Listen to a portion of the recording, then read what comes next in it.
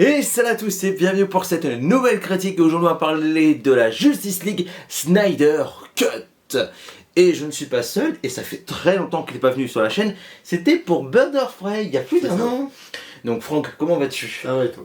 Très bien. Bah écoute, ça va, et je suis très content de t'accueillir une fois plus sur la chaîne pour parler de DC, parce qu'on a c'est le troisième film DC qu'on fait ensemble.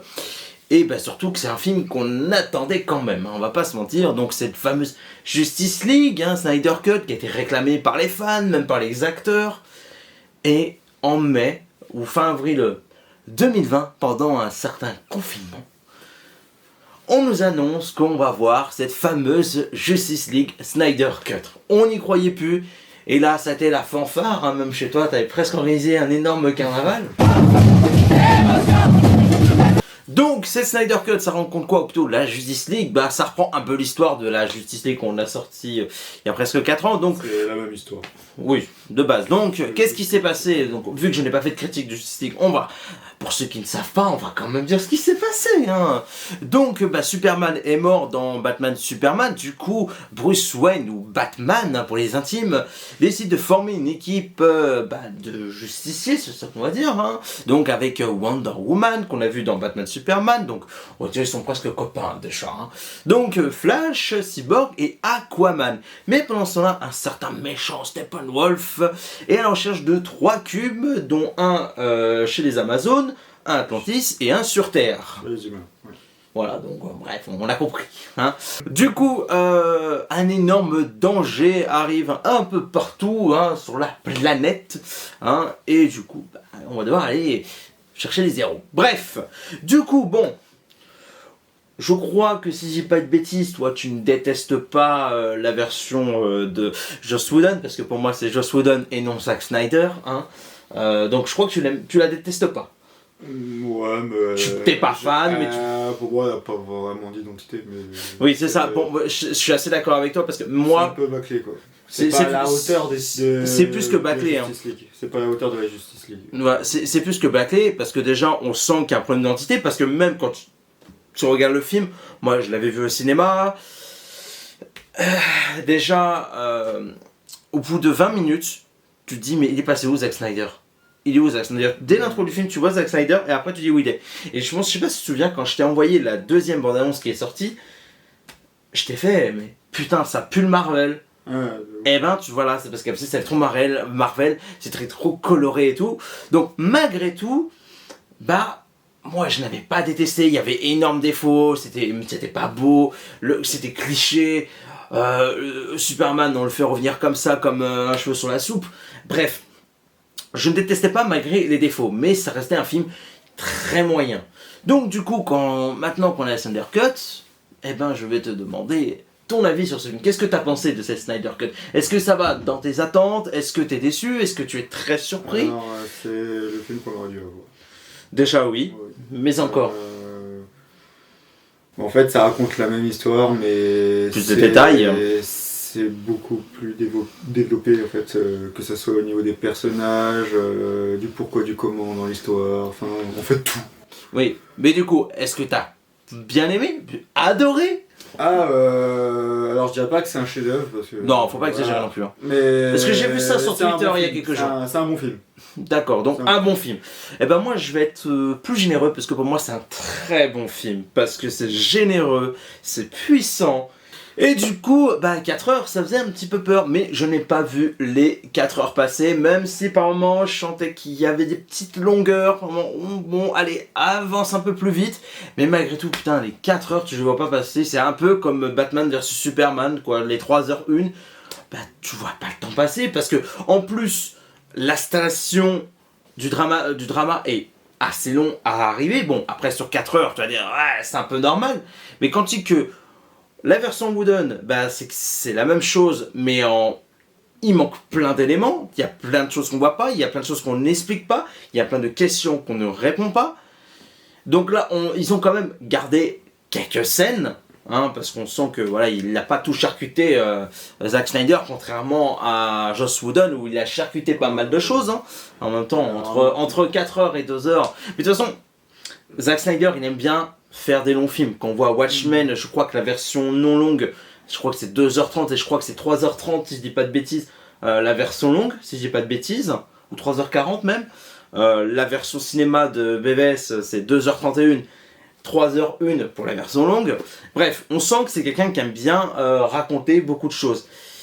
Et quand on voit la version Whedon... Ouais, il y a un problème identitaire.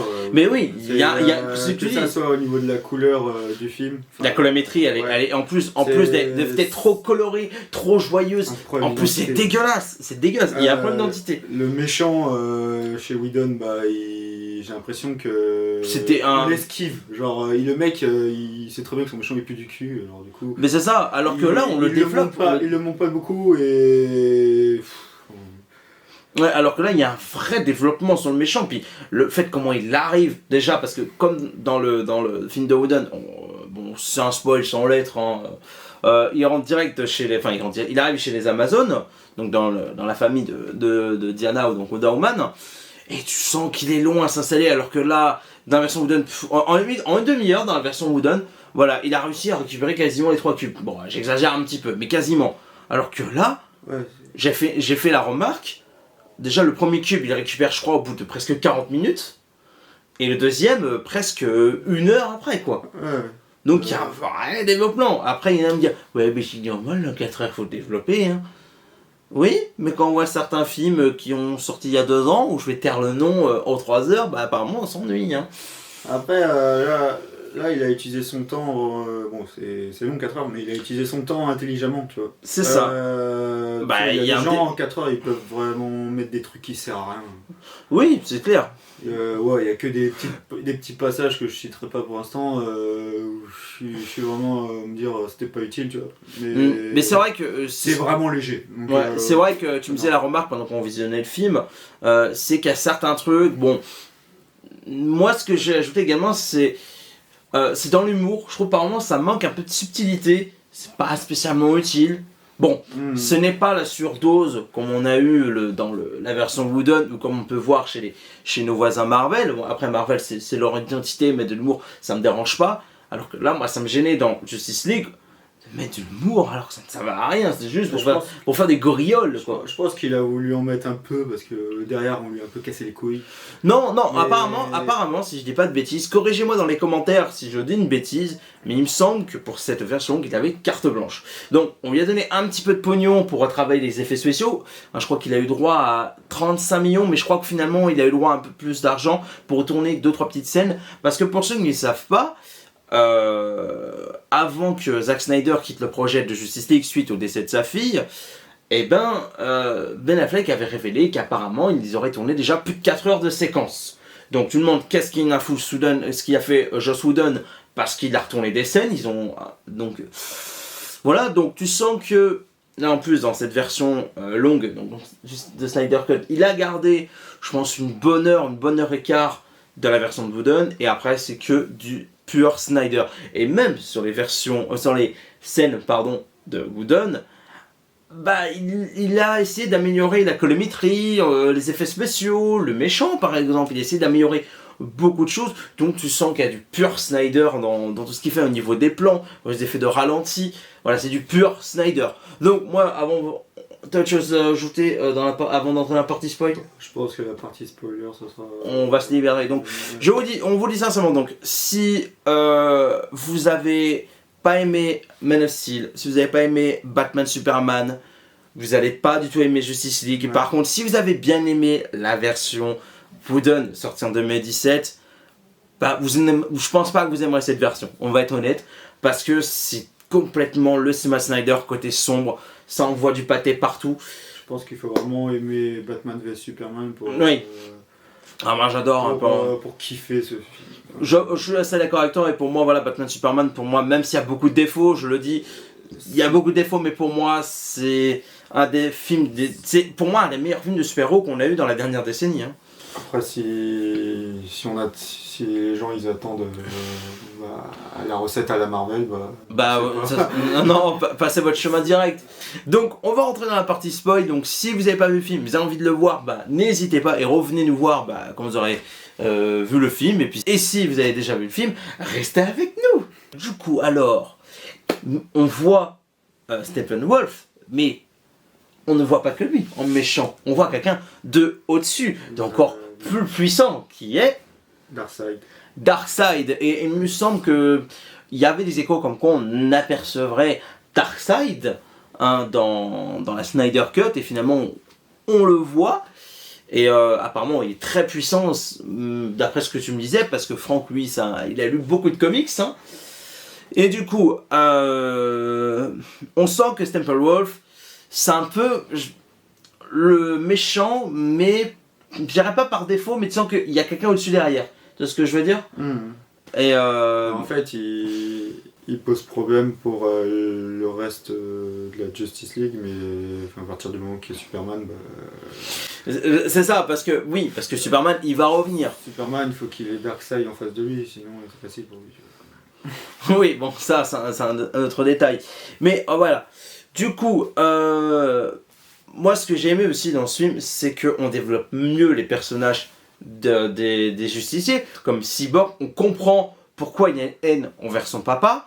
On comprend comment il est devenu comme ça, parce que c'était inexpliqué dans BVS, qu'on avait juste une séquence vidéo WhatsApp. Et là, on s'était pas expliqué non plus dans Justice League. Alors là, c'est expliqué tout simplement parce qu'il a eu un accident de voiture avec sa maman, et lui, il a voulu faire vivre son fils avec l'un des cubes. Et oui, avec l'un des cubes.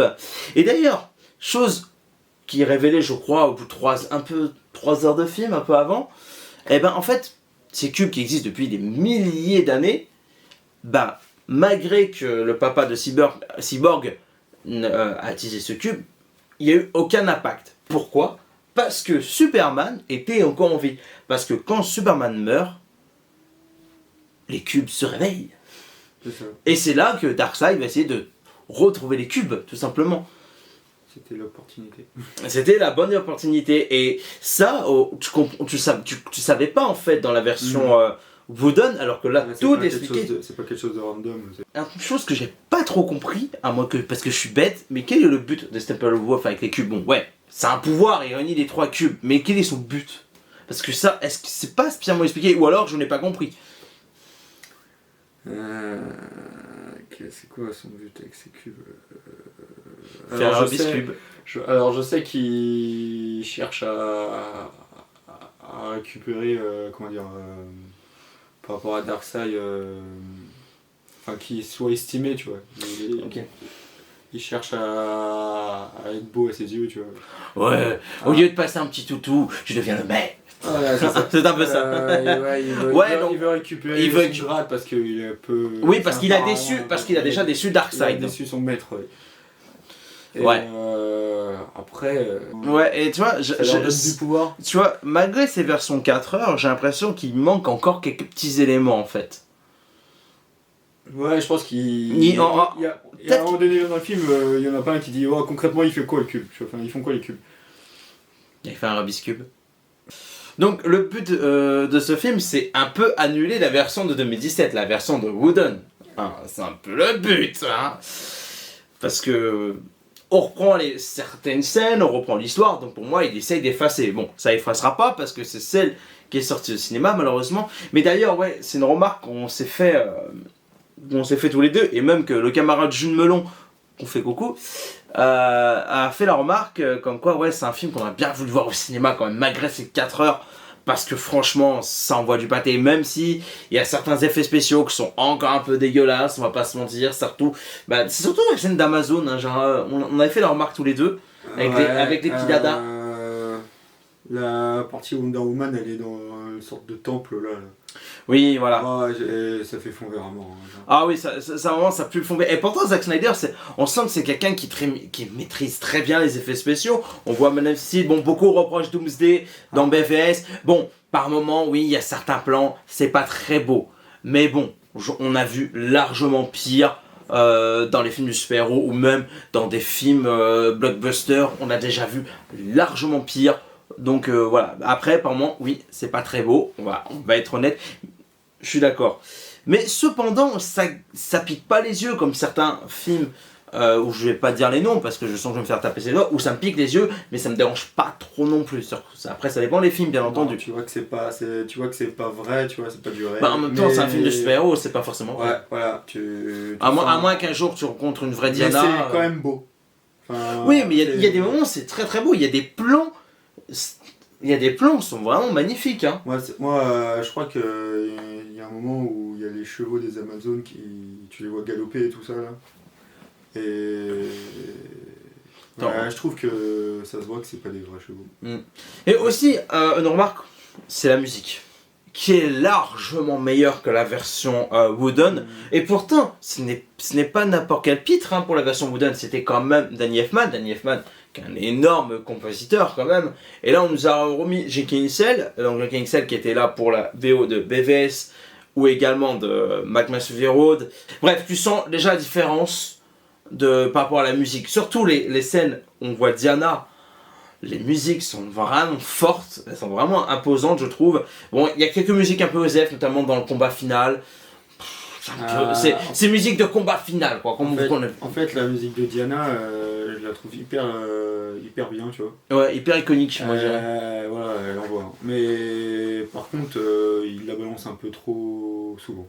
Oui, c'est vrai, par moment. Bon, allez, c'est limite, j'ai l'impression. Bon, écoute, oh putain, elle est bien ta musique. C'est quoi, faut qu'on la mette plein de fois quand même. Comme ça, ouais, on va montrer que ta musique elle est belle. On a compris les gars, on a fait une belle BO, mais c'est bon, hein. Peut-être qu'il y a, à la base, il y avait 4 heures de film aussi, tu vois. Genre, il a pris juste ses morceaux et... Voilà, non, ils ont refait une composition, si je dis pas de conneries, corrigez-moi dans les commentaires si j'ai une bêtise.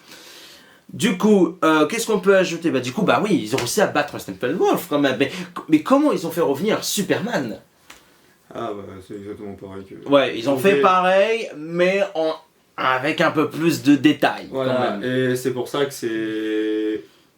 Bah pour le coup c'est très bien. On explique, en fait, on explique pourquoi ils doivent faire ça en fait. Alors que dans la version Wooden, on nous dit, bon, faut qu'on fasse revenir Superman. Ah, on va faire comme ci, on va faire comme ça. Alors que là, ils expliquent, mais pourquoi il faut absolument le faire revenir. Alors que là, c'est dit, bon, on n'est pas assez fort, faut revenir. Alors que là, ils expliquent, ouais, il y a peut-être moyen, et là, c'est mieux développé. C'est pas forcément très subtil, mais c'est mieux développé. L'ancienne version, c'était vraiment on va faire ressusciter Superman avec le cube, si je me souviens bien. C'est ça, je crois, ouais. On le baigne dans le liquide là, du vaisseau. Et après ils se rendent compte que voilà, ils ont besoin d'électricité, tu vois. Bon, il se passe exactement la même chose. Il se passe la même chose, sauf que on t'explique le pourquoi du comment, le cube. Et qu'il y a besoin de connexion avec Cyborg aussi. Parce que Cyborg aussi, chose qu'on ne voit pas dans Shadowrun, c'est quelqu'un de très intelligent et de très fort. Et même une scène qu'on montre dans la version Snyder Cut, c'est qu'avant l'accident, on voyait que c'était quelqu'un déjà de très intelligent. Par rapport à... Il avait piraté certains ordinateurs, et là il a une puissance mais incroyable. Du coup, bah voilà, Superman va revenir dans son costume noir et pas rouge et bleu, contrairement à la version Wooden. Et j'ai pas trop compris pourquoi. Après, je t'avoue que je me souviens plus, parce que je sais qu'il y a un Superman Nemesis, il est en mode noir. Mais il me semble que... Moi je crois que c'était vraiment un Superman méchant qu'il utilisait au début, tu vois. Et là j'ai pas compris. J'ai pas trop compris parce qu'il me semble que à la base... Après peut-être que c'est une étape dans sa vie de Superman, machin, mais ça je me souviens plus. D'accord. Mais il me semble que ce que voulait faire Snyder de base, il voulait faire 2 longs films. Je crois qu'il voulait faire un film de 2h30. Mais il voulait en faire 2. En fait, il voulait faire partie 1 et partie 2. À la base, en 2 parties. Après, Warner dit bon, t'en fais qu'un. Après, bon, bah, ils l'ont dégagé. Enfin, il est parti, puis au bout de quelques semaines, bah, ils l'ont dégagé. Donc, ils ont appelé certaines choses Wooden. Bref, du coup, on a fini qu'un film de 2 heures. Là, qu'on a un film de 4 heures. Et tu sens que je suis sûr que Snyder aura voulu raconter plus. Parce que, donc, voilà, Steppenwolf est battu. Voilà, mais on voit donc. Comment il s'appelle ? J'ai oublié son nom. Darkseid. Voilà.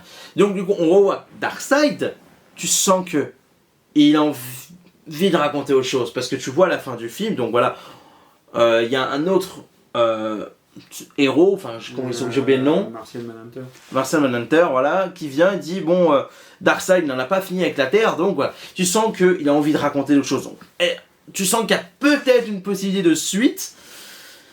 Mais moi j'ai envie d'avoir une suite. Ouais, mais Tu peux pas laisser comme ça. Parce que en plus, on voit enfin Lex Luthor. Lex Luthor, en plus, ils ont utilisé le post-générique qui était à la fin de Justice League. Donc pour l'intégrer directement dans la Snyder Cut. Et on voit un certain méchant qui est Deathstroke, voilà. Donc tu sens que il peut avoir pas mal de choses supplémentaires. Donc est-ce qu'il y aura une suite? Comme j'ai vu sur Twitter, beaucoup aimeraient bien une suite, hein, parce qu'il y a encore des choses. Et comme avait dit Zack Snyder, ça se terminera en cliffhanger. Donc c'est un peu le cas, on va pas se mentir, et t'as qu'une envie, c'est... Après, je t'avoue, les dernières scènes, genre dans le futur, avec le Joker Mais c'est après, c'est un rêve. Est-ce que c'est le futur? Oui. Mais oui. Oui, parce que oui, on voit le Joker. Ça reste un futur, même s'il est hypothétique. Mm. Puis t'as aussi à la fin l'autre là qui se ramène, Martian Manhunter là. Oui, bah c'est là qu'il dit que Darkseid il n'en a pas fini. Ça pour moi c'est un peu en trop. Tu vois. Bah, je suis d'accord avec toi, c'est en trop parce que ça veut dire qu'il y aura peut-être une suite, ou alors il veut faire une suite. Ils auraient dû finir sur Lex Luthor qui engage Deathstroke et basta, tu vois. Ouais, ou alors à limite quand Batman, ou quoi, alors quand Superman sort son gros costume avec le S. À limite, moi je pensais que le film allait se terminer là en fait.